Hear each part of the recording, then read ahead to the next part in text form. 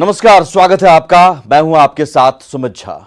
बिहार के कद्दावर नेता और अपने आखिरी सांस तक समाजवाद का साथ देने वाले रघुवंश बाबू हमारे बीच नहीं रहे। दिल्ली के एम्स में आज उन्होंने अंतिम सांसें ली। प्रधानमंत्री से लेकर मुख्यमंत्री तक ने रघुवंश बाबू को विनम्र श्रद्धांजलि दी। लालू यादव ने भी अपने करीबी नेता को खोने का दुख ट्वीट कर जताया, तो लालू के बेटे तेजस्वी ने भी रघुवंश सिंह से जुड़ी यादें साझा की। सियासत का बेहद सौम्य चेहरा रहे रघुवंश बाबू के निधन से राजनीतिक गलियारे में शोक की लहर है।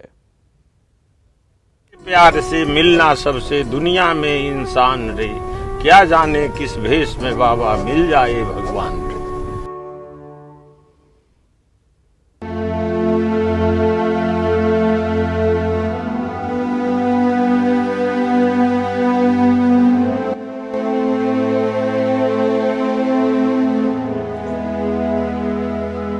पूर्व केंद्रीय मंत्री और बिहार के दिग्गज नेता डॉक्टर रघुवंश प्रसाद सिंह अब नहीं रहे।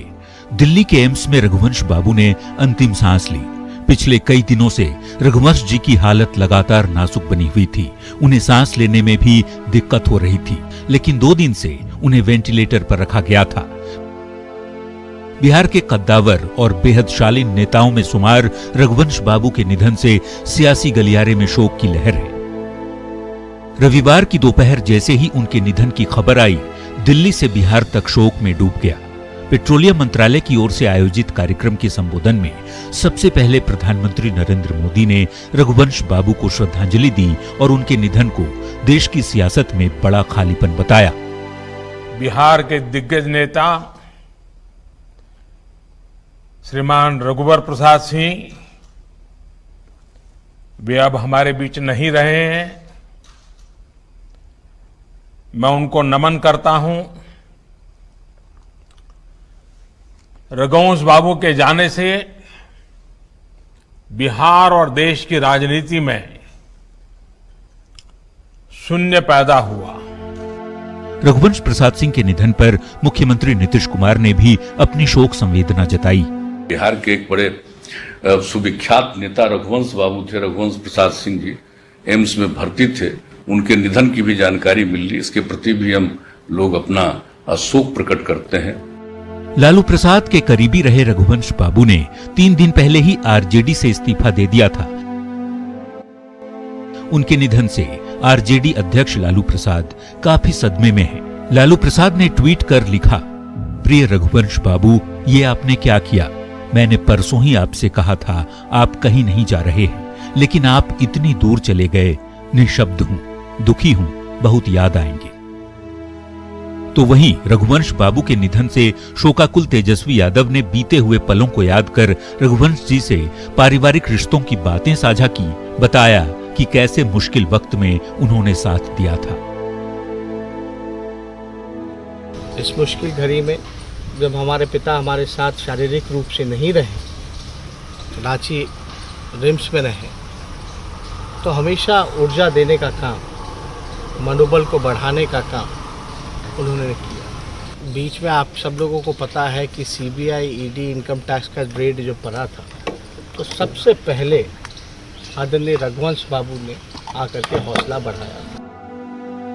रघुवंश प्रसाद सिंह के निधन से सियासी गलियारे में शोक है। सभी पार्टियों के नेताओं ने रघुवंश बाबू से जुड़ी यादों को साझा कर अपने अपने तरीके से उन्हें श्रद्धांजलि दी। रघुवंश बाबू ने अपनी सियासी विरासत में जिस मापदंड को बताया, सिखाया, राजनीति का मतलब बताया, वैसा आज की सियासत में तो बिरला ही देखा जाता है। न्यूज़ 18 की ओर से भी रघुवंश बाबू को शत शत नमन। Bureau report, news 18। Raghuvansh Prasad Singh समाजवाद का वो बरगद जो अकेले ही विरोधियों पर भारी पड़ते थे। जब गरजते हुए भाषण देते थे तो विरोधियों के पसीने छूट जाते थे, लेकिन व्यक्तित्व एकदम सादगी से भरा और मिलनसार। अंदाज भी देसी और खान पान और रहन सहन भी देसी। यही वजह थी कि रघुवंश बाबू के विरोधी हों या समर्थक, सभी उनके कायल थे। और आज जब वो नहीं रहे तो हर पार्टी के नेता भावुक हैं। बड़े प्यार से मिलना सबसे दुनिया में इंसान रे, क्या जाने किस भेष में बाबा मिल जाए भगवान रे।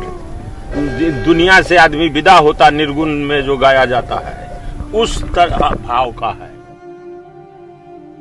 एक साल पहले लोकसभा चुनाव प्रचार के दौरान रघुवंश प्रसाद सिंह के गुनगुनाए बोल आज उनके निधन के बाद सटीक बैठते हैं। बोल के मुताबिक रघुवंश बाबू भी जब तक रहे सबसे प्यार से मिलते रहे, चाहे वो दुश्मन हो या दोस्त, किसी के लिए भी कभी अपशब्द नहीं कहा। शायद यही वजह है कि आज हर वो नेता, चाहे विरोधी हो या समर्थक, उन्हें याद कर भावुक हो रहे हैं। रघुवंश बाबू अपने अंदाज के लिए भी लोगों के बीच खासे लोकप्रिय रहे। 4 दशकों से लंबे सियासी करियर में विधायक, सांसद और केंद्रीय मंत्री तक बने, लेकिन रघुवंश बाबू ने सादगी से कभी नाता नहीं तोड़ा। हाहाकार मचा देते हैं लोगों के बीच में, एकदम जिस तरीके से बोलते हैं। बस यही है, यही सादगी भर जिंदगी है, यही जिंदगी है, इसे यही रहन सहन है। और इसी में आनंद आता है, सादगी जीवन में अच्छा लगता है। खाने पीने में भी रघुवंश बाबू खांटी देसी थे। चुनाव प्रचार पर निकलते थे तो भूजा, मिर्चा, सत्तू, लिट्टी, पुदीना, आंवले की चटनी, प्याज और नमक साथ रखते थे। हमेशा देसी अंदाज में रहने वाले रघुवंश बाबू के खाने की थाली भी देसी होती थी। हरी सब्जी, रोटी, दाल, चावल उनका सबसे पसंदीदा खाना होता था।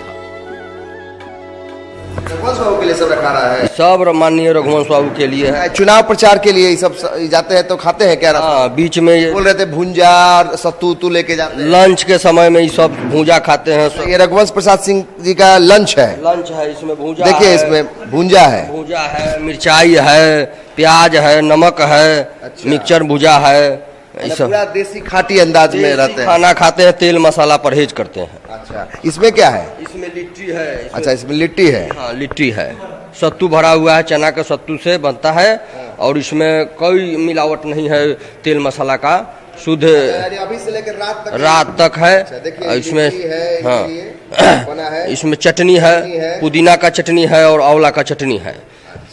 इसमें ये दिन भर अपना ये हाँ दिन भर ये सब इसमें ये सब है। इसमें क्या सत्तू है? हाँ, उसमें चने का सत्तू। चने का सत्तू है। मैथ के प्रोफेसर रहे रघुवंश बाबू को पढ़ने का भी काफी शौक था। उनके कमरे का एक हिस्सा किताबों से भरा हुआ रहता था, जिनमें बाबू साहेब, अंबेडकर, लोहिया, जेपी, कर्पूरी ठाकुर जैसे महापुरुषों की जीवनी पर आधारित किताबें थी। रघुवंश बाबू ने ताउम्र इन महापुरुषों के आदर्शों पर चलने की कोशिश की। हालांकि उनकी शिकायतें रहीं कि आज के दौर के नेता जेपी, लोहिया, कर्पूरी के आदर्शों पर नहीं चल रहे हैं। किताब है डॉक्टर भीमराव अंबेडकर, जीवन, संघर्ष एवं विचार। डॉक्टर राम मनोहर लोहिया को चुने हुए भाषण व लेख। डॉक्टर आप तो पढ़ रहे हैं, लेकिन लोग इनको फॉलो कर रहे हैं। लोग जानते हैं, समझ लोग सब फॉलो कहाँ से करेंगे? कि कठिन मार्ग है, सहज मार्ग नहीं है। हम ये कह रहे हैं कि इस किताब को लेकर आप पढ़ते हैं, आप इसको फॉलो भी करने की कोशिश करते हैं। आज के नेता आज की राजनीति में क्या लोहिया को और अंबेडकर जी को फॉलो करते हैं, या केवल ये वोट बैंक का एक तरीका है? लोग नहीं फॉलो कर पाते। जितनी ऊंचाई तक वो लोग बात कह गए हैं, उतना तक लोग नहीं देख पाते, नहीं जान पाते। वैसे सौम्य व्यक्तित्व और देसी अंदाज वाले रघुवंश बाबू जब भाषण देते थे तो विरोधियों के पसीने छूट जाते थे। यही वजह रही कि गरज कर बोलने वाले Raghuvansh Babu one man opposition के नाम से भी जाने गए। 1999 से 2004 के बीच रघुवंश प्रसाद संसद के सबसे सक्रिय सदस्यों में से एक थे। उन्होंने एक दिन में कम से कम 4 और अधिकतम 9 मुद्दों पर अपनी पार्टी की राय रखी थी। उनकी सक्रियता को लेकर एक अखबार में उनकी प्रोफाइल छपी थी, जिसका शीर्षक था वन मैन अपोजिशन। इसी दिन अरुण जेटली ने रघुवंश बाबू से पूछ दिया, तो कैसा चल रहा है वन मैन अपोजिशन? उस समय विपक्ष की नेता भले ही सोनिया गांधी थी, लेकिन सरकार को घेरने में रघुवंश आगे रहते थे। इसी दौरान मई 2002 में बिहार के लिए आर्थिक पैकेज और विशेष राज्य की मांग करते हुए रघुवंश प्रसाद ने अकेले सदस्य होते हुए भी अपने तल्ख तेवर वाले भाषण के चलते विरोधियों पर भारी पड़ गए। बात करिए, आपके सामने खड़ा है रघुवंश प्रसाद सिंह जी, प्लीज इसीलिए बिहार की जनता का सवाल है, जीवन मरण का सवाल है। कृपा कीजिए इरफान जी, बार बार आप उठ जाते हैं, अच्छी बात नहीं है। This is not fair mister प्राण। नहीं दब सकता। और यहाँ विरोध से कोई यहाँ पीछे हटने वाला, दबने वाला नहीं है। डॉक्टर लोहिया के पाठशाला के उनके खानदान के लोग हैं, इसीलिए इसमें इसमें हुल्की बुल्की से हम लोग कहीं नहीं दबा करते, अब बीच में छेड़खानी से हम लोग पथ विचलित नहीं हुआ करते, हम लोग उसी राह जाएंगे जिसमें जाना है। इसीलिए हमारा मामला बनता है कि बिहार का सारा कर्जा माफी किया जाए, और हम लोगों ने दिया है। उसी प्रकार महोदय, उसमें मांग नंबर 2 थी, बिहार को विशेष राज्य का दर्जा दिया जाए। बिहार के विशेष राज्य का दर्जा नेशनल डेवलपमेंट काउंसिल की बैठक में तय होता है। उसके लिए कोई hard and fast rule statute नहीं है, कोई नियम कायदा नहीं है, केवल नॉर्म्स रखा गया है। हालांकि गरज कर बोलकर विरोधियों में हाहाकार मचाने वाले रघुवंश बाबू पुराने फिल्मी गानों के भी शौकीन थे और फुर्सत के पलों में गुनगुनाया भी करते थे। है अपना दिल तो आवारा, न जाने किस पर आए। मोहम्मद रफी के आप फैन माने जाते हैं, मुकेश के? रफी और मुकेश और किशोर कुमार और SD बर्मन, ये सब गायक लोग हैं, देश के कलाकार कर्णधार लोग हैं। बड़े प्यार से मिलना सबसे दुनिया में इंसान रे, क्या जाने किस भेष में बाबा मिल जाए भगवान रे। दुनिया से आदमी विदा होता निर्गुण में जो गाया जाता है, उस तरह भाव का है। अब कहाँ इतना गंभीर प्रकृति का गीत है। और मंडोले रे तंडोले रे, मेरा दिल का गया करार रे, कौन बजाए बांसुरिया। नागिन मशहूर फिल्म। और जेपी आंदोलन में तपकर लालू भी निकले और उसी दौरान निकले रघुवंश प्रसाद सिंह। इसी आंदोलन के दौरान दोनों दोस्त बने और ये दोस्ती इतनी गहरी हुई कि 32 सालों तक चली। कई बार रघुवंश रूठे और लालू ने मना लिया, पर लालू का साथ रघुवंश ने नहीं छोड़ा। लेकिन दुनिया छोड़ने से 3 दिन पहले रघुवंश बाबू ने लालू से 32 सालों पुराना नाता 38 शब्दों की चिट्ठी से तोड़ दिया। और इस बार लालू रघुवंश बाबू को मना नहीं पाए। देश का नेता है लालू यादव, करोड़ों लोग के पक्षधर उनके हैं, समर्थक हैं, करोड़ों के दिल में बसते हैं। पिछले साल लोकसभा चुनाव प्रचार के दौरान रघुवंश प्रसाद सिंह का यह बयान बताने के लिए काफी है कि लालू और रघुवंश प्रसाद सिंह का रिश्ता कितना गहरा और पुराना था। लालू यादव से उनकी दोस्ती छात्र राजनीति से थी। रघुवंश प्रसाद सिंह को सियासत में लालू का हनुमान और संकट मोचक भी कहा जाता रहा। लालू उन्हें प्यार से ब्रह्म बाबा बुलाते थे और उनके बगैर अपने को अकेला। लेकिन इसे दुर्भाग्य ही कहेंगे कि रघुवंश बाबू ने मौत से पहले 32 साल पुराना लालू के साथ रिश्ता खत्म कर दिया। उसके पीछे खड़ा रहा, लेकिन अब नहीं। पार्टी नेता, कार्यकर्ता और आमजन ने बड़ा स्नेह दिया, मुझे क्षमा करें। अब इसे लालू और रघुवंश के बीच आपसी लगाव और नजदीकी ही कहेंगे कि लालू ने भी तुरंत भावुक चिट्ठी के जरिए इस्तीफा नामंजूर करते हुए कह दिया, आप कहीं नहीं जा रहे हैं। प्रिय रघुवंश बाबू, आपके द्वारा कथित तौर पर लिखी एक चिट्ठी मीडिया में चलाई जा रही है। मुझे तो विश्वास ही नहीं होता। अभी मेरे परिवार और मेरे साथ मिलकर सिंचित राजद परिवार आपको शीघ्र स्वस्थ होकर अपने बीच देखना चाहता है। 4 दशकों में हमने हर राजनीतिक, सामाजिक और यहाँ तक कि पारिवारिक मामलों में मिल बैठकर ही विचार किया है। आप जल्द स्वस्थ हों, फिर बैठकर बात करेंगे। आप कहीं नहीं जा रहे हैं, समझ लीजिए। लेकिन पार्टी में अपनी उपेक्षा को लेकर शायद इस बार रघुवंश प्रसाद सिंह के मन में दर्द और गुस्सा भर गया था। यकीनन लालू को रघुवंश बाबू के जाने के दुख के साथ साथ ये अफसोस भी हो रहा होगा कि जाते जाते उनका दोस्त उनसे नाराज होकर चला गया और इस बार उन्हें वो मना नहीं पाए। इससे पहले भी कई बार रघुवंश बाबू नाराज होते थे और हर बार लालू उन्हें मना लेते थे। ये लालू रघुवंश की दोस्ती ही थी कि नाराजगी के बाद भी लालू का साथ छोड़ कहीं और नहीं गए रघुवंश। यहां तक कि मंत्री पद का ऑफर भी ठुकरा दिया।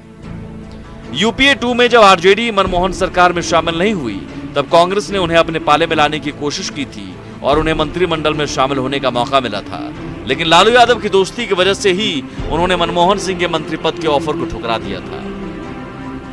रघुवंश बाबू लालू का साथ नहीं छोड़ने के पीछे विचारधारा पर चलने की वजह बताते थे। शुरू से रहे लालू जी के साथ। इस बीच में ये भी खबर आई कि कांग्रेस आपको चाहती थी कि दोबारा आप आइए, आपको मंत्रालय तक की पेशकश थी। लालू से आप साथ नहीं छोड़े। ये कैसा अटूट रिश्ता है, ये कैसी दोस्ती है? नहीं, हम लोग का है जो धारा, महात्मा गांधी, बाबू जयप्रकाश नारायण, डॉक्टर लोहिया, जननायक कर्पूरी ठाकुर, बाबा साहेब अम्बेडकर, चौधरी चरण सिंह, राजा बीपी सिंह जो धारा को चालू कर गए, उस धारा से अलग नहीं हटना है, उस धारा को आगे बढ़ाना है। रघुवंश बाबू ने जीते जी लालू के साथ दोस्ती पर कभी आंच नहीं आने दी। लालू के साथ हर मुश्किल में डटकर खड़े रहे। शायद यही वजह है कि रघुवंश बाबू के जाने के साथ लालू खुद को अकेला महसूस कर रहे हैं। रघुवंश बाबू हमारे बीच नहीं रहे, लेकिन उनकी भाषण शैली और उनका व्यक्तित्व हमेशा यादों में रहेगा।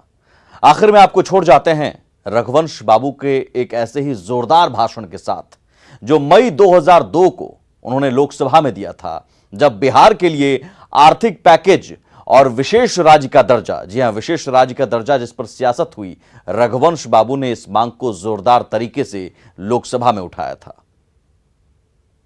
वैशाली के संबंध में रामधारी सिंह दिनकर, राष्ट्र कवि दिनकर ने कहा, महोदय, वैशाली जन का प्रतिपालक, गण का आदि विधाता, जिसे खोजता देश आज उस प्रजातंत्र की माता। रुको पथिक एक क्षण, मिट्टी को शीश नवाहो, राज्य सिद्धियों की समाधि पर फूल चढ़ाते जाओ। ये है राष्ट्र कवि दिनकर का वचन। महोदय, बाढ़ सुखाड़ से बिहार तबाह हुआ, जल जमाव से तबाह हुआ, प्राकृतिक आपदा, बाढ़ सुखाड़ जल जमाव, लेकिन सारा खान खनिज था बिहार में, अविभाजित बिहार में। कोयला, अबरख, लोहा, तांबा, एल्युमिनियम, ग्रेफाइट आदि रहने के बाद भी सवाल उठेगा। विशेषज्ञ लोग, बुद्धिजीवी लोग और जो अंधकार में है वो जानना चाहेंगे कि सारी संपत्ति अविभाजित बिहार में थी, फिर बिहार क्यों पीछे चला गया। फ्रेट इक्वलाइजेशन पॉलिसी, भार असमानीकरण नीति थी, जिस वजह से महोदय फ्रेट इक्वलाइजेशन पॉलिसी के वजह से तमाम खान खनिज उद्योग रहने के बाद भी बिहार आगे नहीं गया, बिहार पीछे चला गया। यह ठीक है कि हिंदुस्तान की राजनीति में राजेंद्र बाबू, जगजीवन बाबू और सभी बड़े बड़े महान लोग हुए हैं, लेकिन उन्होंने रीजनलिज्म उनमें नहीं था, उन्होंने हिंदुस्तान को अपना देश समझा। महोदय, बिहार को लोग हंसी उड़ाते और सवाल उठाते, लेकिन हमारे अफसर, मेधावी छात्र IAS, IPS में फर्स्ट कर रहे हैं, हर एक परीक्षा होती उसमें आगे निकल रहे हैं। इस सदन में सवाल उठा, बिहार का लोग कैसे ज्यादा आ रहा है? मेधा है, वहां की मिट्टी में खूबी है। मिलना सबसे दुनिया में इंसान रे, क्या जाने किस भेष में बाबा मिल जाए भगवान रे।